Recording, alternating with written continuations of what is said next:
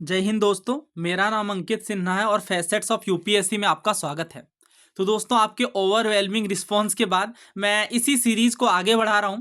और देखिए, previous year question की जैसे मैंने बात करी और हमने काफ़ी सारे एंशिएंट हिस्ट्री के प्रीवियस ईयर क्वेश्चन को डिस्कस किया।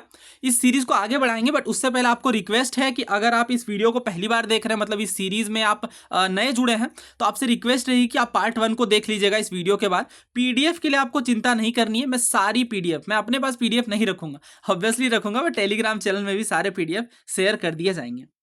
एक बहुत जरूरी बात बता रहा हूं, इंडस वैली सिविलाइजेशन बहुत इंपॉर्टेंट टॉपिक है और इसके बाद वैदिक सिविलाइजेशन है। और ये सब जो टॉपिक्स हैं ये हमने ऑलरेडी कवर किया है, तो उनको मैं स्किप कर रहा हूं। मैं कुछ भी यहाँ पे छोड़ने वाला नहीं हूं, बट मैं आपको बता दूं कि ये टॉपिक्स हमने कवर किए हैं, तो दोबारा हम इन चीज़ों को नहीं कवर करेंगे। आप डिस्क्रिप्शन बॉक्स में जाइए और उसे कवर करिए, ठीक है। हाँ, आपसे यही मुझे बात कहनी है कि आप जो भी पढ़िए कंप्लीट पढ़िए, ठीक है। यानी यहाँ आप इस सीरीज को भी अगर फॉलो कर रहे हैं तो कंप्लीट करिए, तभी फायदा भी दिखेगा।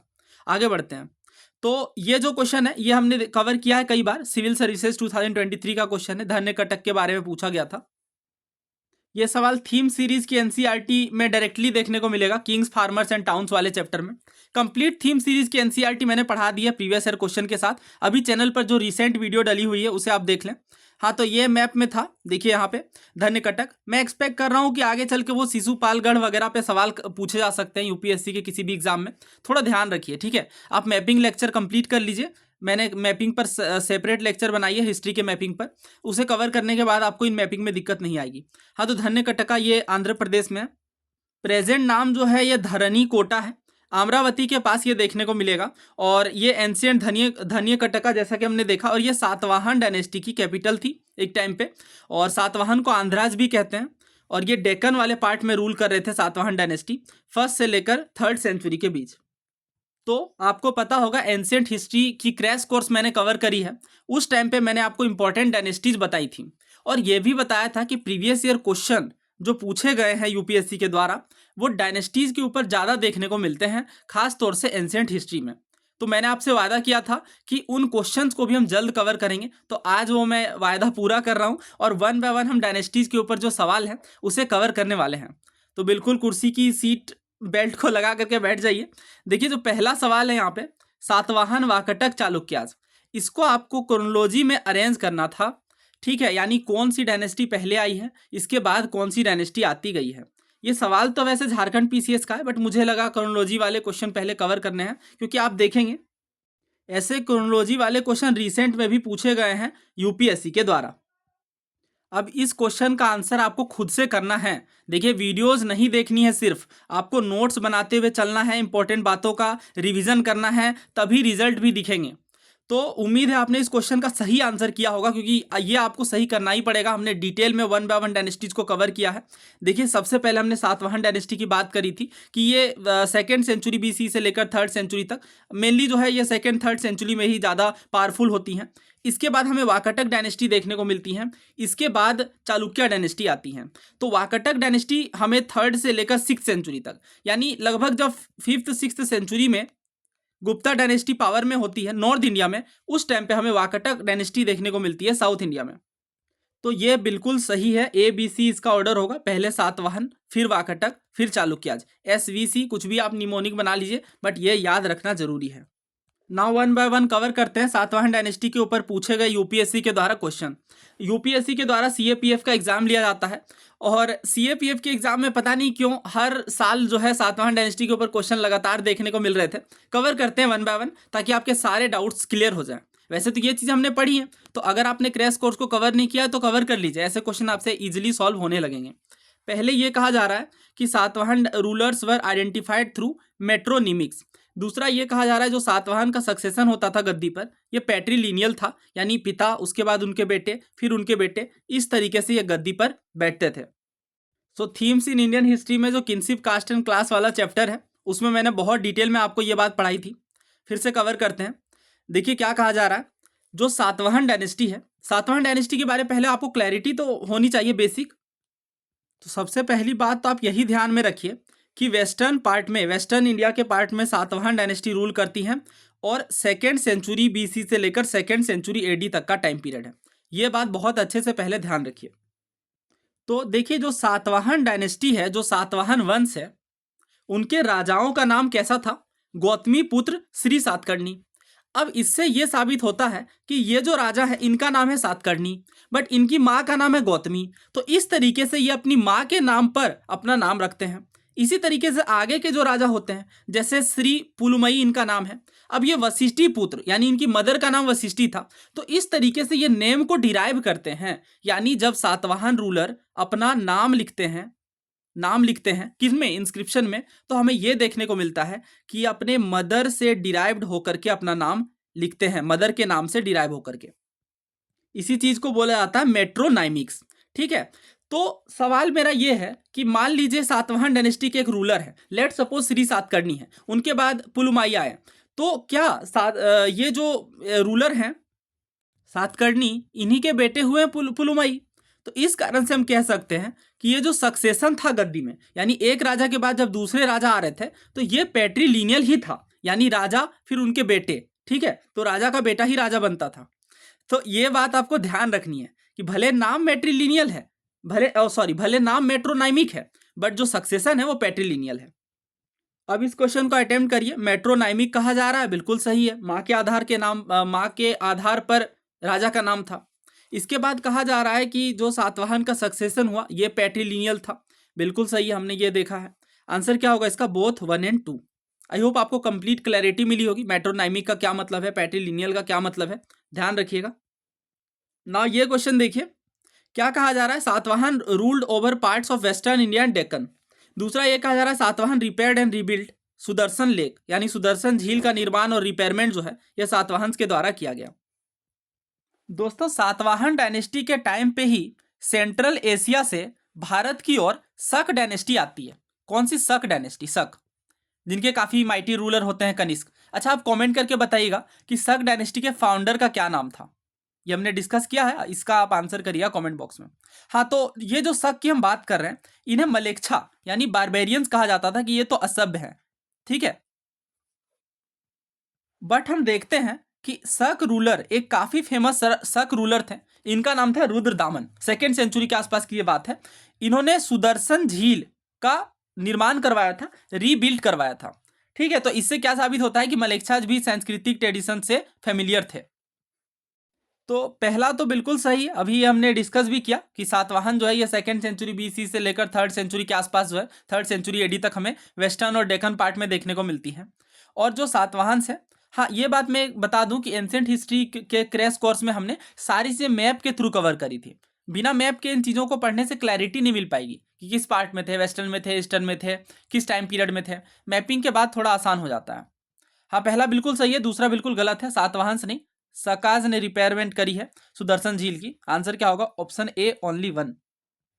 तो ये बात यहाँ पे मैंने लिख दी है, Sudarshan lake was repaired bye Rudradaman first of शक डायनेस्टी। और इसके बाद अगेन एक बार रिपेयरमेंट देखने को मिलती है स्कंदगुप्त के टाइम पे। स्कंदगुप्त गुप्त डायनेस्टी के रूलर होते हैं। दोस्तों, इस क्वेश्चन को देखिए, ये भी CAPF का है, CAPF 2021 का। कहा जा रहा है कि पुराणों में सातवाहन को किस रूप में आइडेंटिफाई किया गया है? आंध्राज, सकाज, क्षत्रप या सुंगाज? तो देखिए इसका आंसर है आंध्राज। ठीक है, और ये बात NCERT में भी देखने को मिल जाएगी, और ये बात हमने डिस्कस भी करी है कई बार। तो देखिए ये जो सातवाहन है ये तो वेस्टर्न डेक्कन पार्ट में मेनली देखने को मिलते हैं, बट ये जो नेटिव है ये आंध्रा रीजन के थे। इनफैक्ट आप कई बार देखेंगे कि सातवाहन की कैपिटल जो कि मेजरली प्रतिष्ठान थी, बट इनकी अन्य भी कैपिटल रही हैं क्योंकि एक लंबी डायनेस्टी रही है। ठीक है, आंध्रा वाले रीजन में। आई होप आपको क्लियर हुआ होगा आंध्राज क्यों कहते हैं। अब देखिए, भले आप किसी भी एग्जाम के लिए प्रिपेयर कर रहे हो UPSC के, चाहे आप CAPF के लिए प्रिपेयर कर रहे हो, सिविल सर्विसेज के लिए कर रहे हो, CDS के लिए कर रहे हो, ये बात आपको गौर करके जानी है। पेपर में 2019 में पूछा गया, 2020 में पूछा गया, 2021 में पूछा गया। ठीक है, तो लगातार जब ये पूछ रहे हैं तो इनमें गलतियां नहीं होनी चाहिए। कुछ नए वाले सवाल करते हैं सातवाहन डायनेस्टी के ऊपर। ये जम्मू कश्मीर PSC का रिसेंट का क्वेश्चन है, सातवाहन डायनेस्टी के बारे में पूछा गया है। पहले आप सवाल पढ़िए, फिर वीडियो में आगे बढ़िए। तो उम्मीद है आपने इस क्वेश्चन को सॉल्व करने का प्रयास किया होगा। देखिए क्या कहा जा रहा है, सातवाहन में हम देखते हैं कि मैट्रिलिनियल सोशल स्ट्रक्चर है, यानी नाम जो है वही बात है, मैट्रिलिनियल देखने को मिलता है। उसके बाद ये कहा जा रहा है indicating that mothers enjoyed importance in their society which differs from north India kingdom. यानी नॉर्थ इंडिया में जैसे हम देखते हैं उनके मुकाबले हमें देखने को मिलता है कि मेट्रिलिनियल है और मदर्स जो है सोसाइटी में ज़्यादा इंपॉर्टेंस दी जा रही है, ऐसा सातवाहन डायनेस्टी के संदर्भ में हम देखते हैं। दूसरा ये कहा जा रहा है ये पहले ऐसे रूलर्स रहे, पहले ऐसे राजा रहे जिन्होंने लैंड ग्रांट्स यानी टैक्स फ्री वैसे जमीनें दी सातवाहन रूलर्स ने ब्राह्मण्स को, जिनमें टैक्स नहीं लिए जा रहे थे, और ये ऐसा करने वाले पहले राजा बने सातवाहन डायनेस्टी के अंतर्गत। तो कौन कौन से स्टेटमेंट सही है? तो ये क्वेश्चन है आपके लिए होमवर्क। ये हमने डिस्कस किया है थीम्स एनसीईआरटी के लेक्चर्स में इस स्टेटमेंट को, ठीक है। और अच्छा थोड़ा हिंट देता हूँ, Satavahana dynasty one of the first major dynasty रही हैं, ठीक है। तो ये क्वेश्चन आप आंसर करिए, मैं कमेंट जो है कमेंट करके पिन कर दूंगा इसका सही आंसर, बट पहले आप खुद से ट्राई करिए। आगे बढ़ते हैं।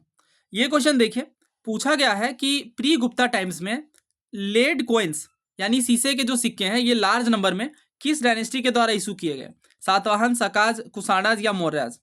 तो देखिए इसका आंसर है option A, Satavahana.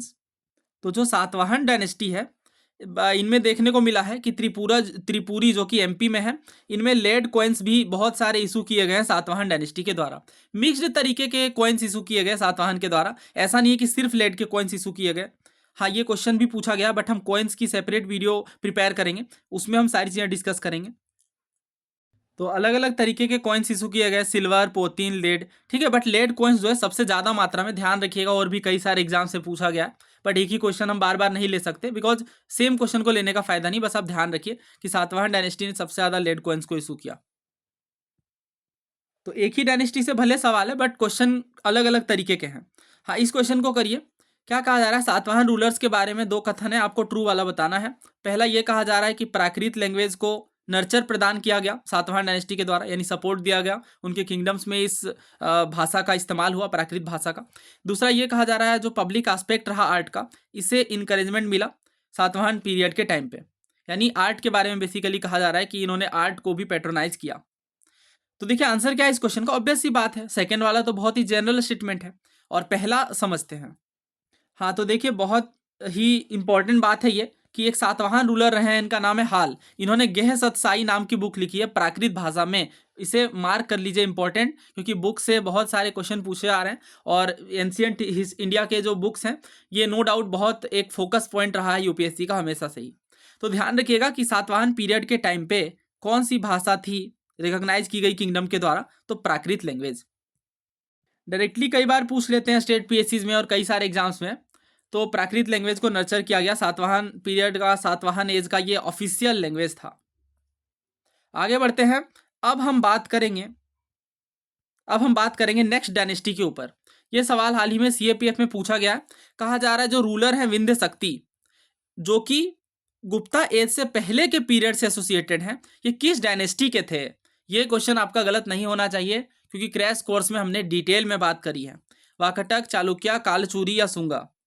So history के क्रैश कोर्स में ही हमने सबसे पहले वाकटक डायनेस्टी के ऊपर ही डिस्कशन किया था, मैप से सारी चीज़ें कवर करी थी, किस पार्ट में है, सभी इंपॉर्टेंट रूलर्स का नाम मैंने आपको बताया, क्या इनका सिग्निफिकेंस रहा, वो सब चीज़ें भी डिस्कस करी, ठीक है। दोनों ब्रांचेज के ऊपर बात करी। वाकटक के वैसे जो फाउंडर है या विंध्य शक्ति हैं, ध्यान रखिएगा, विंध्य नाम से मैंने आपको बताया था, आप नाम से याद रख सकते हैं। ज्योग्राफी में हमने विंध्यन माउंटेन्स के बारे में पढ़ा है, वहाँ से आप एसोसिएट करके। हाँ इसके बाद नंदीवर्धन ब्रांच की जब हम बात करते हैं तो दो ब्रांचेज है, एक नंदीवर्धन, दूसरा वत्स गुल्मा। कंप्लीट क्लैरिटी आपको उसी वीडियो में मिल जाएगी। तो नंदीवर्धन ब्रांच के जो फाउंडर होते हैं रुद्रसेन फर्स्ट। इसके बाद वत्स गुल्मा के अंतर्गत हम देखते हैं क्या, सर्वसेन है, विंध्य शक्ति है या विंध्यसेन भी कहा जाता है। इसके बाद हरिसेन है। तो आंसर क्या होगा इसका? आंसर होगा इसका Vakataka, option number A. Next question देखिए, ये रिसेंटली राजस्थान एडमिनिस्ट्रेटिव सर्विस में पूछा गया। क्या कहा जा रहा है कि चंद्रगुप्त सेकंड ने अपनी डॉटर प्रभावती का विवाह किस डायनेस्टी के साथ किया था, ताकि पोजीशन को स्ट्रेंथन किया जा सके, डायनेस्टी को मजबूत किया जा सके? लिच्छवी, कदम्ब, वाकटक या नाग? तो ये बात हमने डिटेल में डिस्कस करी है, क्या कि जो वाकटक डायनेस्टी है, हाँ तो ये बात हमने क्रैश कोर्स में डिटेल में डिस्कस करी है। क्या? Prabhavati Gupta married to Rudrasena second of Vakataka. Vakataka dynasty के माइटी रूलर होते हैं रुद्रसेन सेकंड, इनका विवाह होता है प्रभावती गुप्त से, जो कि चंद्रगुप्त सेकंड की डॉटर होती हैं। तो कंप्लीट देखिए, भले ही वो क्रैश कोर्स काफ़ी छोटा है, बहुत ही कम पेजेस में है, बट मैंने कोई बात इंपॉर्टेंट बात मिस नहीं करी है, ठीक है। तो अगर आप थीम्स एनसीईआरटी के लेक्चर्स को कवर करने के बाद क्रैश कोर्स को कवर कर लेते हैं, तो फिर आप आसानी से जो इजी वाले क्वेश्चन है, मॉडरेट वाले क्वेश्चन है, उनको आप आसानी से टैकल कर लेंगे। तो बहुत ही अजीब किसी बहुत 20 साल पुरानी किताब से क्वेश्चन निकाल करके पूछा जाएगा, तो वो तो कोई नहीं करेगा, और उन क्वेश्चंस को आपको कभी भी टारगेट में लेकर के नहीं चलना है। बट इस तरीके के जो क्वेश्चंस रहेंगे सिविल सर्विसेज में भी, स्टेट पीएससीज में भी, इवन सीएपीएफ, सीडीएस, इनमें आपको जो क्वेश्चन देखने को मिलेंगे, इन्हें आप आसानी से कवर कर लेंगे। आगे बढ़ते हैं। ये क्वेश्चन बहुत अच्छा लगा मुझे, क्योंकि मैंने आपको कहा कि डायनेस्टीज का हम रिवीजन करेंगे, तो किस वे में करेंगे। तो इस तरीके के सवाल सिविल सर्विसेज में रिसेंटली देखने को मिले हैं, उन्हें हम आगे डिस्कस करेंगे। बट इन क्वेश्चंस को आपको इग्नोर नहीं करना है, बिल्कुल मस्ट है, मस्ट है। देखिए क्या कहा जा रहा है। After weakening the power of Satavahana dynasty, Vakataka dynasty establish it's kingdom, यानी सातवाहन डायनेस्टी के कमजोर हो जाने के बाद वाकाटक डायनेस्टी रूल करती है। दूसरा ये कहा जा रहा है जो पहले राजा होते हैं वाकाटक के, वो होते हैं प्रवर सेन फर्स्ट। तीसरा ये कहा जा रहा है जो विंध्य शक्ति हैं, ये प्रवर सन के बेटे होते हैं। तो बहुत अच्छा क्वेश्चन है ये, क्योंकि सातवाहन के बाद नो डाउट वाकाटक डायनेस्टी आती है, तो पहला बिल्कुल सही है, पहला बिल्कुल सही है। बट यहाँ पे समझिए कि जो फाउंडर है वाकाटक डायनेस्टी के, उनका नाम है विंध्य शक्ति। विंध्य से मैंने आपको याद रखने को कहा है, और फाउंडर का नाम ही बस आपको याद रख के चलना है, क्योंकि सिविल सर्विसेज में अगर आप देखेंगे तो ऐसे क्वेश्चन बहुत पूछे जा रहे हैं। मैं दिखाता हूँ एक दो सवाल। हाँ, जैसे ये क्वेश्चन देखिए, क्रोनोलॉजी के बेस पे पूछा गया था, बट यहाँ पे भी रूलर का नाम था और फाउंडर का ही नाम था। ऐसे और भी सवाल हैं, आपको याद होगा नन्नुक वगैरह जो जो क्वेश्चन थे वो हमने कवर किए थे इन डेप्थ में। तो जो फर्स्ट किंग है वाकाटक के, ये कौन है? विंध्य शक्ति हैं, विंध्य शक्ति। और तीसरा ये कह दिया गया विंध्य शक्ति व सन ऑफ प्रवर सेन, उल्टा कह दिया गया प्रवर सन जो है, प्रवर सेन, ये बेटे होते हैं विंध्य शक्ति के। फर्स्ट आते हैं विंध्य सेन। हाँ, तो ये सारी बातें हमने क्रैश कोर्स में डिस्कस करी हैं। विंध्य शक्ति फाउंडर होते हैं, और इसके बाद हमने डिस्कस किया है कि प्रवर सेन जो है ये सन होते हैं विंध्य शक्ति के। तो 2 और 3 गलत है, आंसर क्या होगा? 1 ओनली, ऑप्शन नंबर सी। आगे बढ़ते हैं। हाँ, कुछ ब्रीफ में डिस्कस कर लेते हैं एक बार दोबारा। हालांकि मैं तो रिकमेंड करूंगा कि आप उसे अच्छे से कवर करें।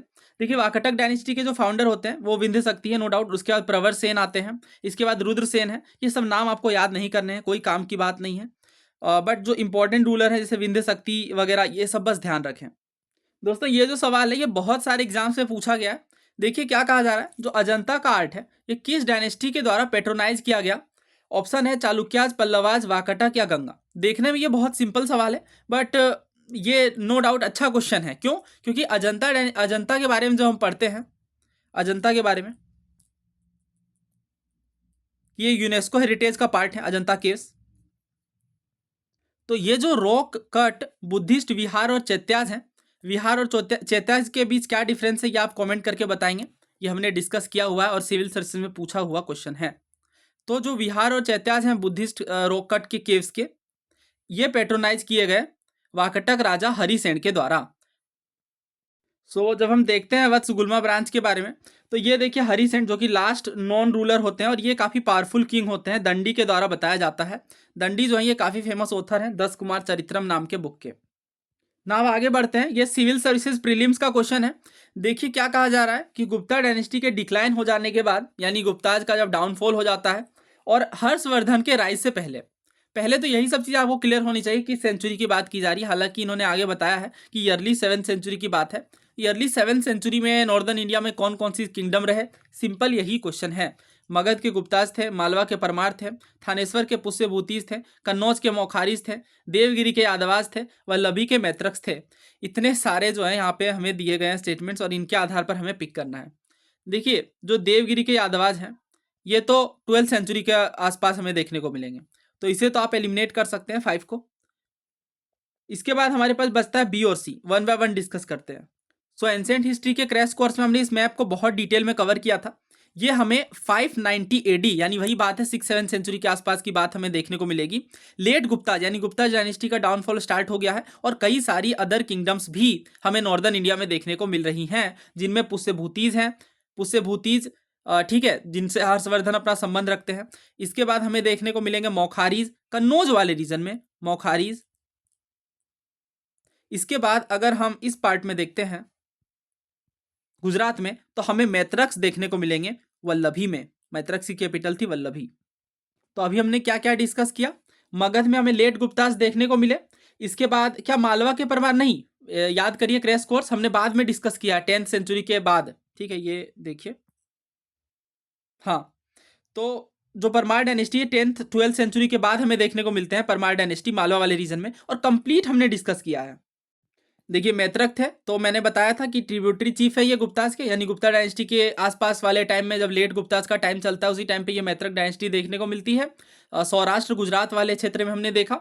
इंपॉर्टेंट रूलर कौन थे, ध्रुवसेन सेकेंड और हर्षवर्धन की डॉटर का विवाह इनके साथ होता है, तो मैट्रीमोनियल अलायंसेस भी देखने को मिलते हैं। मोखारीज की बात हमने करी थी। मोखारीज कौन है, कन्नौज वाले रीजन में इन्होंने रूल किया। फाउंडर का नाम क्या था, ईशान वर्मन। सिर्फ फाउंडर का नाम याद रखें क्योंकि ऐसे पेयरिंग वाले सवाल पहले भी पूछे गए हैं। तो ये सारी बातें पीडीएफ में मैंने लिख दी है, आप रिवीजन कर सकते हैं इनका आसानी से। हाँ, तो मैत्रक हमने जैसा कि देखा ये ट्रिब्यूटरी चीफ है गुप्तास के। आगे देखते हैं। मोखारीज के बारे में हमने डिस्कस किया, कन्नौज वाले रीजन में हर्षवर्धन की सिस्टर राजश्री का विवाह गृहवर्मन से होता है, ये सब बातें भी हमने डिस्कस करी है। हाँ, अब ये सवाल का आंसर करिए, मोखारीज के कैपिटल अभी हमने डिस्कस किया। मोखारी की कैपिटल क्या थी, कन्नौज। मैप से देखिए ये चीजें याद रह जाती हैं। हाँ, अब ये आ गया क्रोनोलॉजी वाला क्वेश्चन, तो आप क्रोनोलॉजी समझिए। देखिए क्या कहा जा रहा है, राइज ऑफ प्रतिहाराज अंडर किंग भोज, यानी भोज के अंतर्गत जो प्रतिहाराज वंश है इनकी जो उत्पत्ति देखने को मिली। इसके बाद ये कहा जा रहा है कि महेंद्र वर्मन फर्स्ट के अंडर में जो पल्लवाज हैं ये पावर में आते हैं। तीसरा चोलाज के अंदर पारंतक फर्स्ट, और चौथा पाल डायनेस्टी जो कि गोपाल के अंतर्गत देखने को मिलती है। तो ये क्या टाइम पीरियड है, क्या क्रोनोलॉजी है वो देखते हैं। तो जो पल्लव डायनेस्टी है ये महेंद्र वर्मन फर्स्ट जो है ये इस्टेब्लिशमेंट करते हैं पावरफुल रूलर के रूप में। कब, तो ये 7th सेंचुरी का स्टार्टिंग फेज हमें देखने को मिलेगा 600 के आसपास। इसके बाद पाल डायनेस्टी, वन बाय वन हमने डिस्कस किया था इसे एंशिएंट हिस्ट्री वाले लेक्चर में कि ये पाल डायनेस्टी की फाउंडेशन हमें देखने को मिलती है 8th सेंचुरी इनिशियली। इसके बाद राइज ऑफ प्रतिहाराज हमें देखने को मिलते हैं 836 से 885 के बीच। इसके बाद चोल पावर जो है ये 907 से 955 तक इस्टेब्लिशमेंट होती है। अच्छा, ये जो टाइम पीरियड है ये बस उस पर्टिकुलर रूलर का है, ठीक है। डायनेस्टी तो लंबे समय तक चलती है, 100-200 साल 300 साल तक भी कई बार। चोल डायनेस्टी तो बहुत ही लंबे समय तक देखने को मिलती है। आंसर क्या है इसका, ऑप्शन सी 2 4 1 3, पहले 2 फिर 1 फिर 4 फिर 3, यानी सबसे लास्ट में जो हमें चोल पावर देखने को मिलेगा। आगे बढ़ते हैं। ये देखिए ये जो क्वेश्चन है ये बस मैंने एक लिया है ट्रेवलर्स के ऊपर, क्योंकि ट्रेवलर्स के ऊपर हमने कंप्लीट वीडियो कवर करी है। करीब 30 से ज़्यादा सवाल है, फेवरेट टॉपिक रहा है ये। अगर आप 2-3 सालों पहले जाएंगे तो सिविल सर्विसेज में हर साल सवाल देखने को मिलते हैं। इवन सीडीएस में कई बार जो है ट्रेवर्नियर के ऊपर क्वेश्चन पूछा गया, सिविल सर्विसेज में भी पूछा गया। बर्नियर के ऊपर तो बहुत बार सवाल देखने को मिले हैं। ये सभी ट्रेवलर्स रहे हैं। तो उस वीडियो को मैं डिस्क्रिप्शन बॉक्स में लिंक डाल दे रहा हूँ, जरूर देखें। अदरवाइज फिर तैयारी जो है वो कहीं ना कहीं कुछ चीज़ें हम मिस कर जाते हैं और फिर हमें प्रॉब्लम होती हैं। अब फिलहाल इस क्वेश्चन को देखते हैं।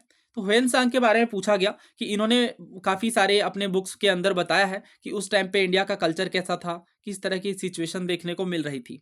पहला ये कहा जा रहा है कि जो रोड्स थे या जो रिवर रूट्स थे, यानी नदियों से जो मार्ग जाते थे, उन मार्गों में हमें जरा भी रॉबरी नहीं देखने को मिलती थी। ये कम्प्लीटली इम्यून थे, कोई चोरी डकैती वाली सिचुएशन नहीं थी।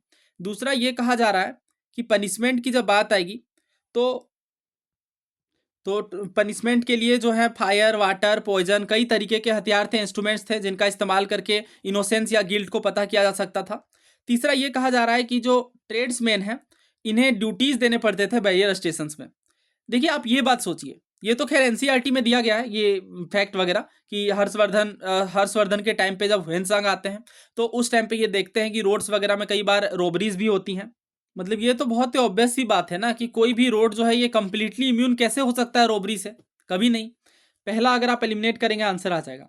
तो ऐसा नहीं है कि आप सारे फैक्ट सारी चीज़ें, हालांकि ये जो टाइम था वो एलिमिनेशन वाला था, ठीक है। अब काफ़ी डिफिकल्ट हो गया है, चारों स्टेटमेंट के बारे में आपको नॉलेज होनी चाहिए, बट ठीक है। अगर आप एलिमिनेशन वाले सवाल देखेंगे तो वैसे क्वेश्चंस भी हैं, कुछ सवाल में नहीं है बट कुछ क्वेश्चंस में देखने को मिलते हैं। वीडियो पॉज करके नेक्स्ट क्वेश्चन सॉल्व करिए।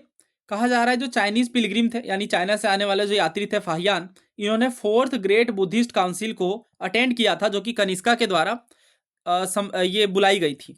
दूसरा ये कहा जा रहा है जो चाइनीज पिलग्रिम है ह्वेनसांग, ये हर्षा को मिलते हैं और देखते हैं कि ये एंटागोनिस्टिक है, यानी विरोधी है बुद्धिज्म के। करेक्ट आपको बताना था।